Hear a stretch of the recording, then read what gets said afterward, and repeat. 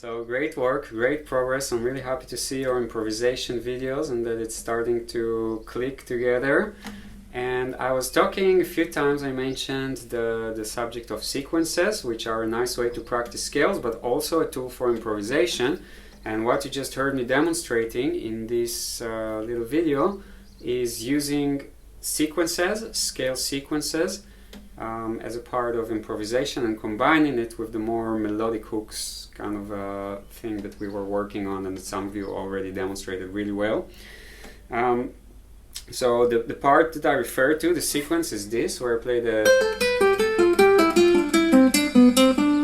Okay, I'll slow it down and I'll explain what I'm doing. So a sequence is basically we take the scale that we learned and instead of just playing it up and down, which can sound a little bit mechanic, we start to make mathematical patterns. So for instance, what I'm doing here, I'm starting with this note of the scale and then I go 2 notes down, 1 up, 2 notes down in scale, 1 up, 2 notes down, 1 up, 2 notes down, 1 up, etc. So if you would do the sequence like just all over the scale, it would sound like this. I'll do it slow. You can hear that there's a pattern here, even if you don't like consciously register it. Okay, and up, ascending, it will sound like this. So this in and of itself is a good technical practice to do this with the metronome. It helps to reinforce the scale shapes on your fingers and build technique and speed. But you can also just take a small part of the sequence and then combine it with the melodic hooks that we were working on, which is more or less what I was doing here. So I was doing something like this. And then, okay, so this is just a simple,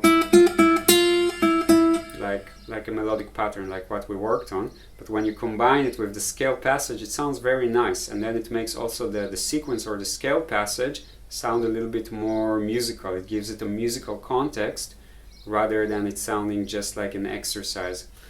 I'll slow it down again, and I'm also sharing with you guys the tab so you can try out what I demonstrated here, or you can try to come up with your own ideas using the same principles. Okay, so I'll slow it down. I'm starting with the sequence, and then I'm going just up the scale, and then I'm doing the melody. Okay, a bit faster is...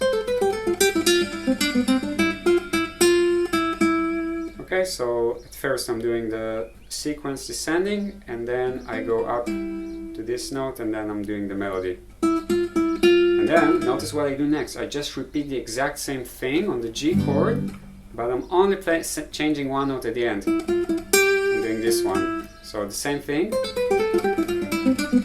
and then... So only one note is different, and that gives us this kind of principle that we talked about with consistency and small changes.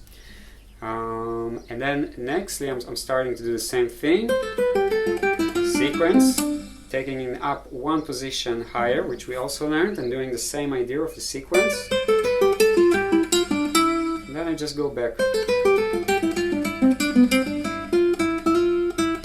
Alright, so this is a really nice practice. In between I'm adding this little melody. which is really very similar to what I already heard from you guys, from David, from Michaelis, from Martijn. So you're already getting the melodic principles here, which is great, and now we're adding some more fancy technical stuff into the mix.